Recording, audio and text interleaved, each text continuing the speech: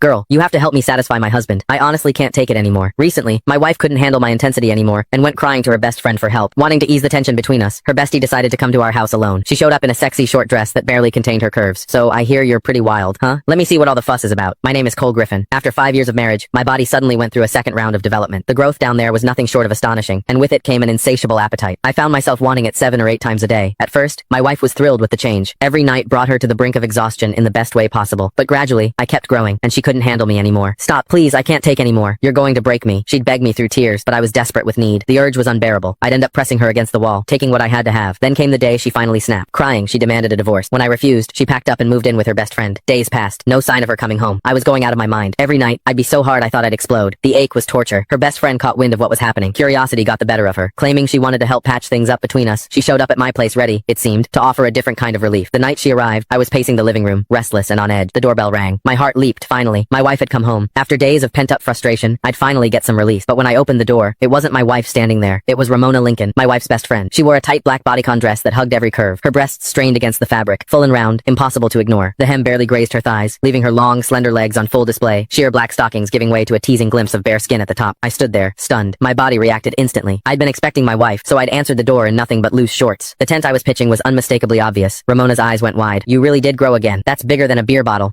Truth was, Ramona was a woman with unmet needs herself. She was beautiful. Anyone could see that. But she'd married a rich old man. According to my wife, he'd burned through his prime too hard and too fast. Now his body had given out, and he couldn't satisfy her at all. These days, she apparently spent good money on male escorts to fill the void. I motioned her inside. She settled onto the couch, crossing her legs slowly, showing off those red bottom heels, making damn sure I noticed. So what brings you here, Ramona? I asked, grabbing a glass of water and handing it to her. Where's Rachel? She took a sip, then fixed me with a look. You're the reason. You're like a bull on steroids. Rachel's too scared to come home. I'm here to talk some sense into you. You can't keep going at her like that. She's delicate, for God's sake. No woman could handle a brute like you going full force. As she spoke, her chest rose and fell with each word. Those two magnificent breasts moved hypnotically beneath the thin fabric bigger than my wife's, fuller, and I couldn't tear my eyes away. My pulse hammered in my ears. God, I wanted to touch them. I sighed, settling into the chair across from her. It's not that I'm trying to be rough. It's this second development I can't control it. The urge hits me like a freight train. If I don't, at least once a day, the ache is unbearable. Ramona's eyes sparkled with curiosity.